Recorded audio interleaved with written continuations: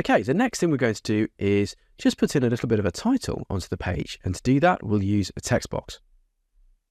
These work in a very intuitive way, particularly if you are used to Excel or PowerPoint. We're going to put one in the left-hand corner, and to do this we'll go to the Home tab and then select the text box option.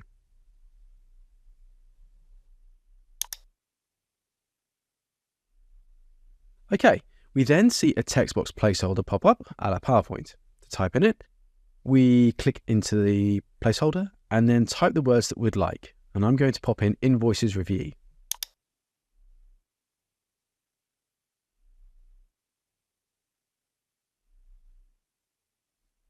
Now, something slightly different about the text box visual versus most other visuals is that you change the font size and color, as well as alignment through the pop-up menu that comes up when you select the text box. I'm going to increase the font size to 32, but I'll keep the font as Sego UI.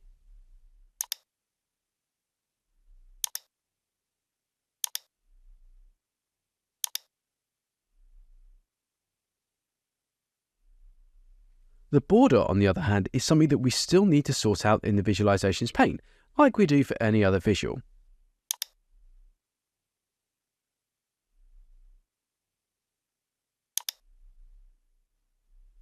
I'm going to change it to blue just because I fancy it, really.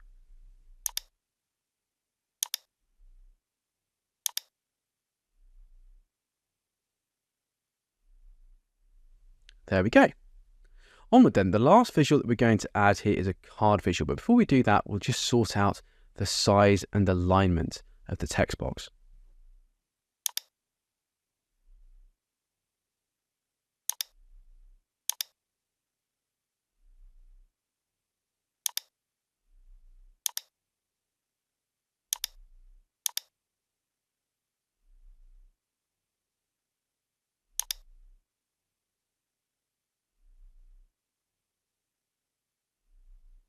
Right, as I said, the last visual we're going to add here is a card visual. These are part of the selection of Highlighter Visualisations that Power BI has. So let's have a look at what Highlighter Visualisations are. Highlighter Visualisations are simple visuals that are used to highlight or call out headline metrics or KPIs. They're generally placed at the top of the screen to attract maximum reviewer attention, and there are 4 different types. We have the card visual, which is the one we'll be using in this report. This is the basic model of Highlighter Visualisations and will show a single number and nothing else.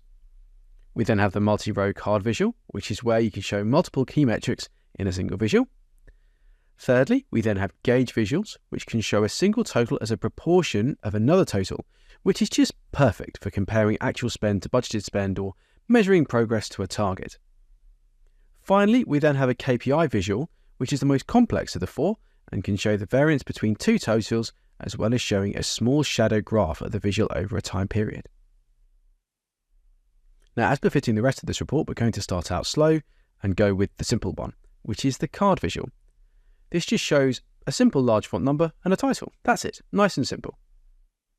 We're going to create 3 different card visuals, one for the total amount spent on invoices, one for the total amount of invoices, and one for the average cost of an invoice.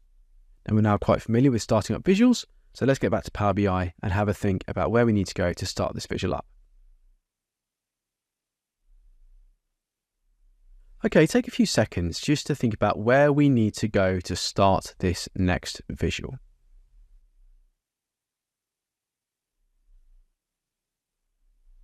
Right, with a bit of luck and a little tailwind, you might have said to yourself the Visualisations pane maybe? And if you did, bravo. If you didn't, no problem. There's plenty more of the course for it to become second nature. So, to the Visualisations pane then, and we need to find the Visualisations section at the top, and then a little rectangle with 1, 2, 3 on it.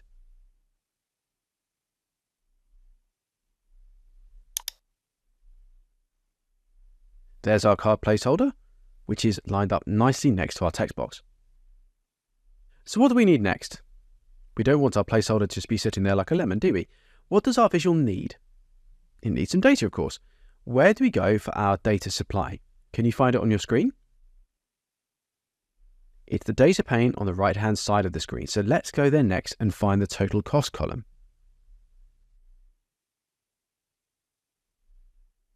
Here's the cost column, We can then drag that onto the placeholder or click on the checkbox next to the field, or drag the information into the fields window of the visualization pane.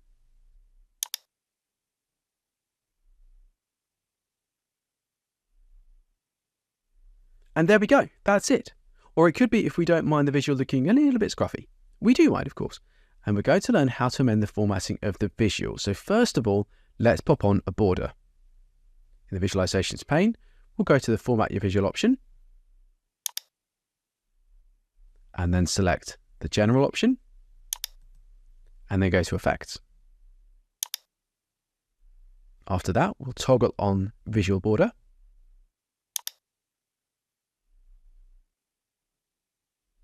And after that, of course, you can choose your own border color by selecting on the drop-down arrow,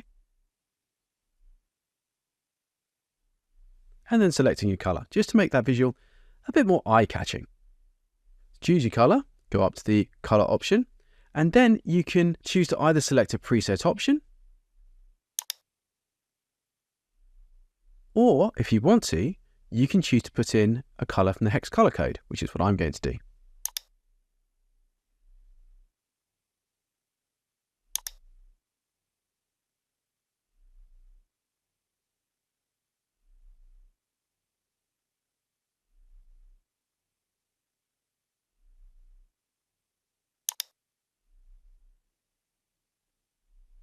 Lovely stuff. That's it then, job done really. And we now have a nice visual that shows a very clear heads up of a key metric, i.e. the amount of money that we've spent with suppliers. The next job then is to do the same thing again, create another card visual, although this time we're going to see the amount of invoices that we've received rather than the value of all of those invoices. Now, if I'm being honest, I used to hate formatting. I'd always much prefer to put the query together in Power Query and then write the DAX code to get the interesting stuff, the interesting analysis. However, doing the formatting to make a report look good is incredibly important. If you don't take care of your presentation and make things look at least neat and tidy, then the people who need to listen to the great analysis you're doing either won't trust your work as it looks slapdash, they won't look at your work because it doesn't look good. Seriously, this does happen. Or they'll ask you even more questions to make sure you really do know what you're talking about because your presentation hasn't been good enough. Now, just because we have to do formatting doesn't mean we need to take loads of time over it. We can definitely work smarter here. So by looking at the amount of invoices in this next card visual, we can actually be sneaky and save ourselves some time. We are going to be simply hyper lazy and copy the card visual that we've already created. I'll click on the visual and then press Ctrl+C to copy the visual. After that, to paste it in place, I'll press Ctrl+V.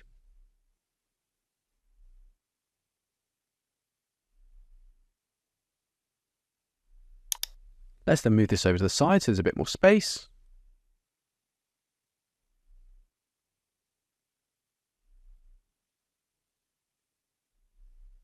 Now we've got two of the same visuals, both of them showing the sum of the invoice value column.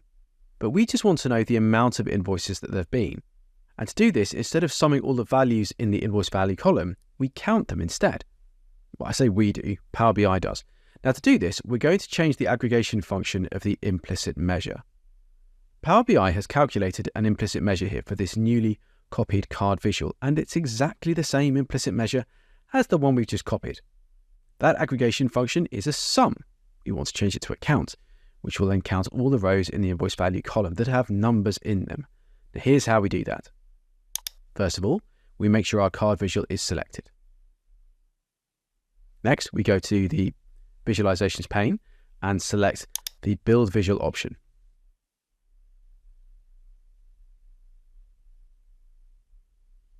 After that, we'll go to the Fields window and click on the little drop-down arrow of Sum of Invoice Value.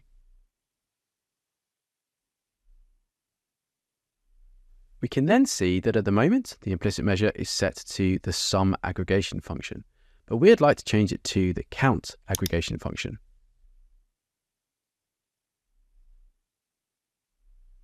There we go. We can now see that there are about 13,000 invoices that we've received simply by telling Power BI the way that we'd like to aggregate the field. Just so you know though, this method only works with implicit measures. When we get onto explicit measures in the next report, which is where we get to write our measures, this method won't work. Now, what's also great is that although we've got an extra visualization, we haven't had to do any extra formatting, as all the work has already been done. The name of the measure in the visualization pane has even updated itself. You can see on the left-hand side, the visual that we've copied is called Sum of Invoice Value, whereas the title of the visual on the right is Count of Invoice Value. So finally then, we need to put in an average invoice value card visual. We just need to sort out the other text boxes and card visuals along the top to create some extra space for this new visual.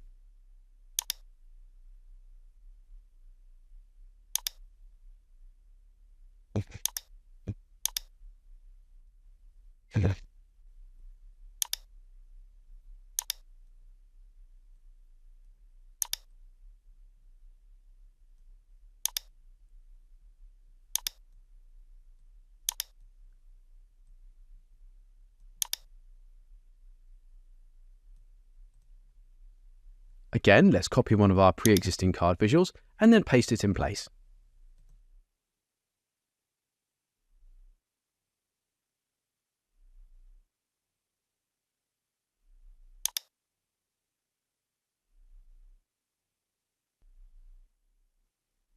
Right then, for the total of the invoice value column, we used a sum implicit measure.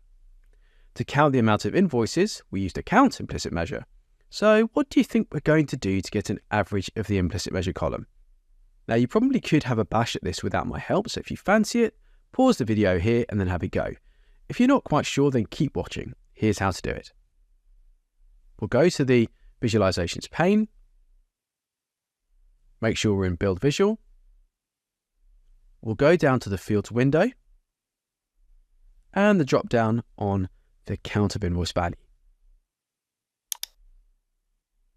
We'll then change the aggregation type to average.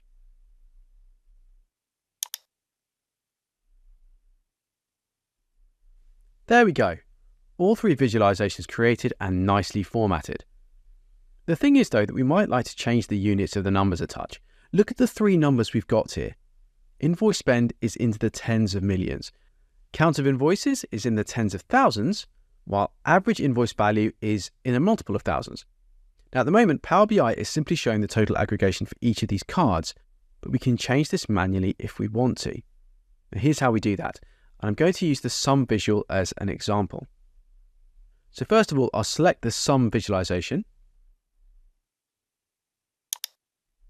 We then go to the Visualisations pane and format your visual.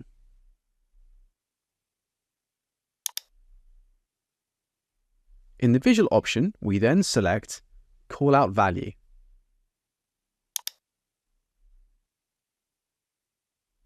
And then you can see this option down here, which is Display Units, and it's currently set to Auto. Now we can change this if we want to, let's say thousands. And that would be weird, right? Who wants 69 million quid worth of invoices aggregated by thousand? 69,000 grand sounds weird.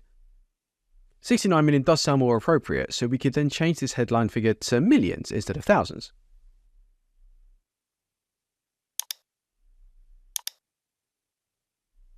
That probably is better, but what happens if the number in our visual changes and is no longer 69 million?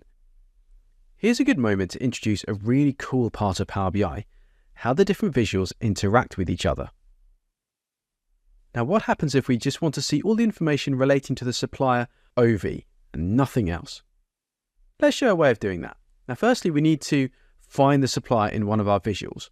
Now, here's a nice little trick to sort a table visual by alphabetical order for text, age order for dates, or size order for numerical information. So we'll go to the invoice value by supplier card visual for this one.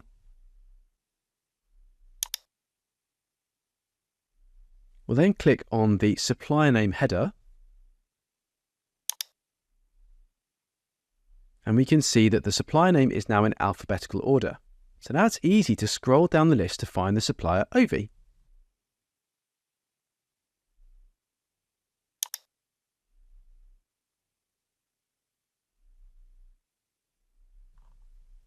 There it is. Now what I'm going to do is select the row with OV in it. Right, aha, the rest of the report has changed as well. Can you see what it's done? By selecting this row in the visual, all the other visuals, the tables and the cards have all changed to only show information relating to OV. We can see in the table at the bottom with all the invoices that there is only OV invoices. We can see in the invoice value by cost center description, if I click on it, that we only have costs relating to the finance cost center, and presumably the finance team is the only department that spends money with OV. And we can see in the invoice value by location visual, if I click on that one, the amount that has been spent with OV in each of the different geographical locations. Again, we see filter context at work.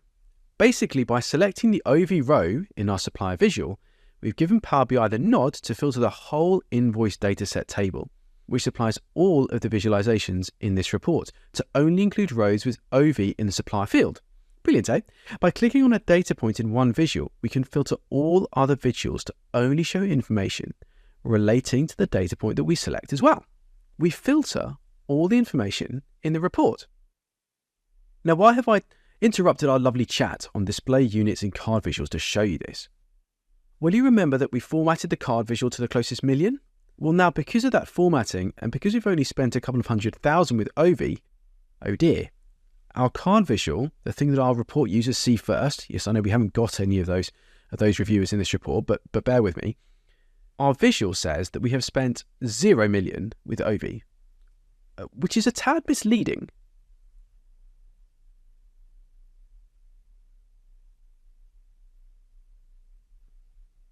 Millions perhaps isn't the best way of rounding, perhaps thousands was, but then as soon as I click OV again over here,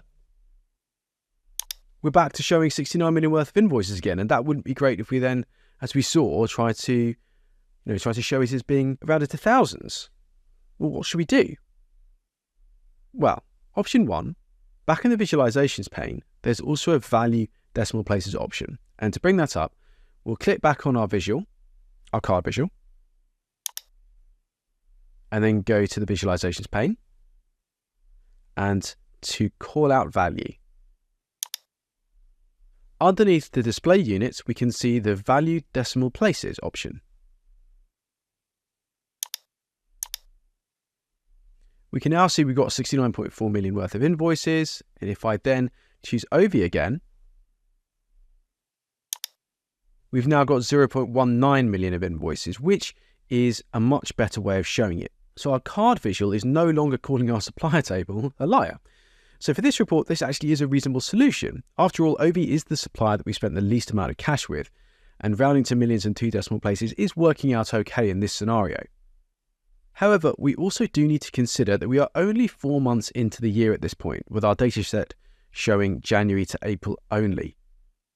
It's reasonable to think then that we might have only spent, 50,000 with OV at the end of January, if this report had existed then, of course. And would it really be appropriate to round 50 grand or less to millions?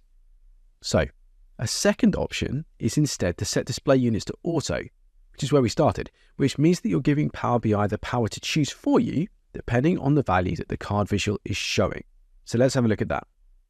Again, I'll select the sum card visual, make sure it's selected, and then go over to the Visualisations pane and to the Format Your Visual option, which we are currently already on. And then we can change the display units to auto.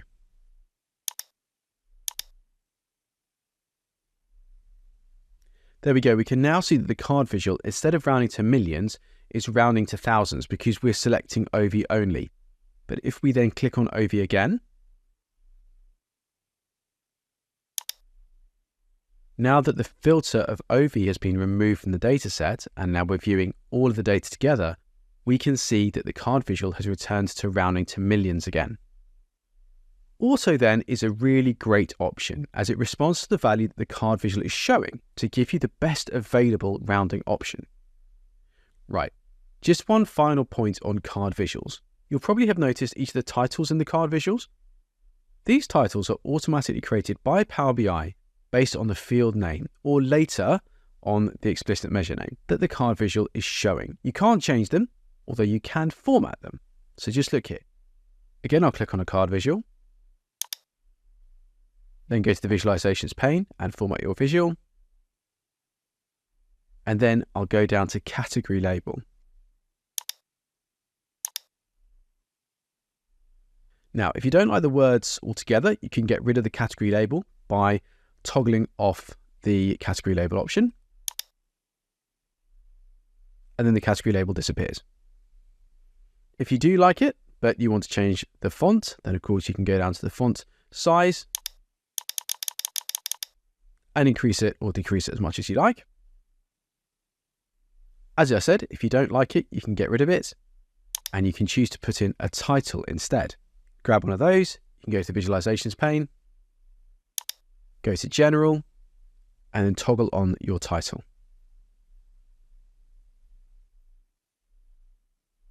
I'm not that worried about the title though for this lesson. I'm quite happy with the category label, so I'm going to go back and put that back on.